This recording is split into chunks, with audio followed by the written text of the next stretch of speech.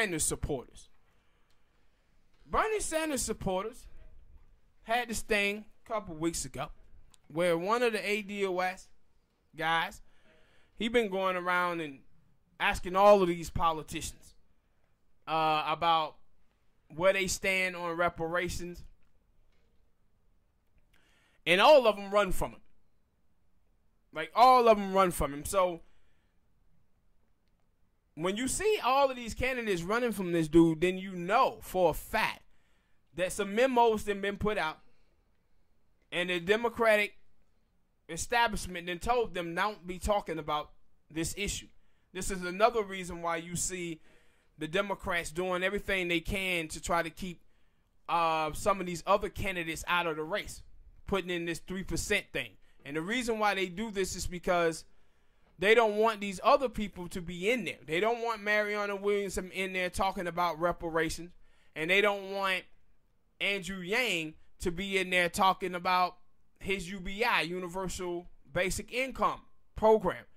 Democrats want the fight to be between Bernie Sanders, Joe Biden, Kamala Harris, and Elizabeth Warren.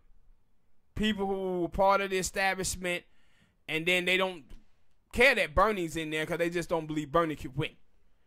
But Bernie Sanders supporters, though, they get triggered because this dude goes after Bernie Sanders.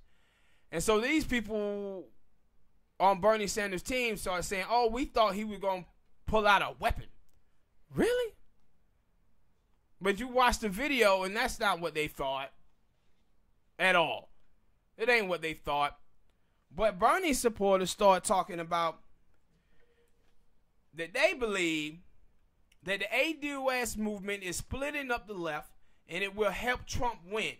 And I'm like, ain't this the same thing that centrist Democrats were saying about Bernie supporters in 2016? When y'all was trying to hold Hillary Clinton accountable for her record and trying to see where she was on universal health care and those type of things, they said you guys were being divisive and y'all were going to cost Hillary Clinton the election. And now y'all saying the same thing about the ADOS group. See, this is the stuff, man, with these people in this country, man. I said, anytime that black people want to center themselves and not just be the murals for everybody, man, all of these people start exposing themselves for what they really are. They don't give a shit about no African American community. What they care about is you getting out there and supporting their candidates. And even when you try to, like in politics, you got a couple of things you can do. You can not vote. You can vote for a candidate, or you can push the centrist candidate farther to the left.